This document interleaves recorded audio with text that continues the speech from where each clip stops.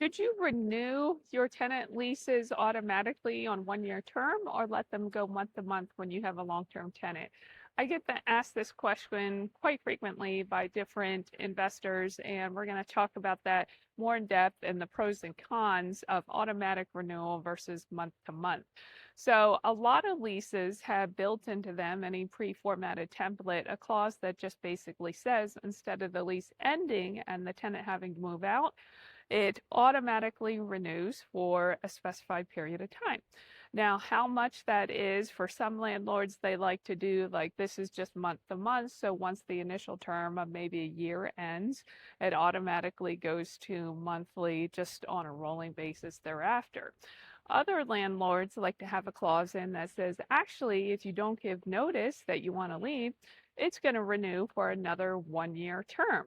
So the benefit of having an automatic 1 year term is that when it rolls over, you have control over. So, for instance, a lot of people like to move in the springtime. So, if you have a vacancy in December, it's a whole lot harder to lease that vacancy in December than it is obviously in June.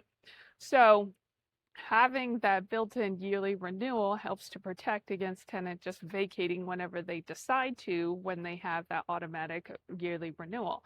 Now, oftentimes, if you have tenants who say, hey, I don't want to sign a 1 year lease, I need some more flexibility, that's great. Go ahead and offer that to them, but tell them it'll cost more. So that's a great way to kind of add a buffer to your portfolio and say, that's fine if you want to just do month to month, then charge for the premium and add another $50 or so to the rent in order to compensate for that risk of vacancy that you then incur.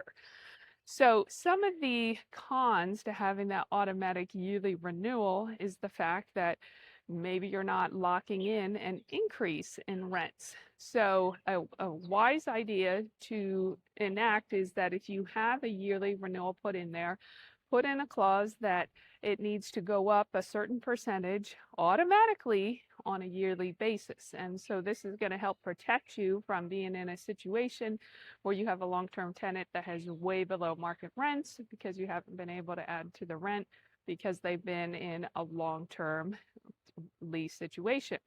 Now, month to month gives more flexibility to a landlord to be able to go in and do rent increases at any time. But oftentimes, a lot of landlords don't get around to it. So, having it built into there automatically on a yearly renewal is a smart way in order to protect yourself from that. When you go to sell, here's a note on when you sell. It can offer some nice flexibility to a buyer to have tenants on month to month tenancies because then they can go in, change leases, increase rents, do whatever they want to do. However, a bank, if they're trying to finance a multifamily property, is going to look for tenants that have term on their leases because it gives more security to the owner and also more security to the bank. So a bank's not going to like it if they're on month to month.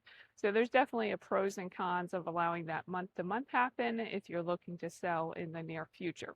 So hopefully that brought you some value about how and when you should allow month to month versus automatic yearly renewals on your leases.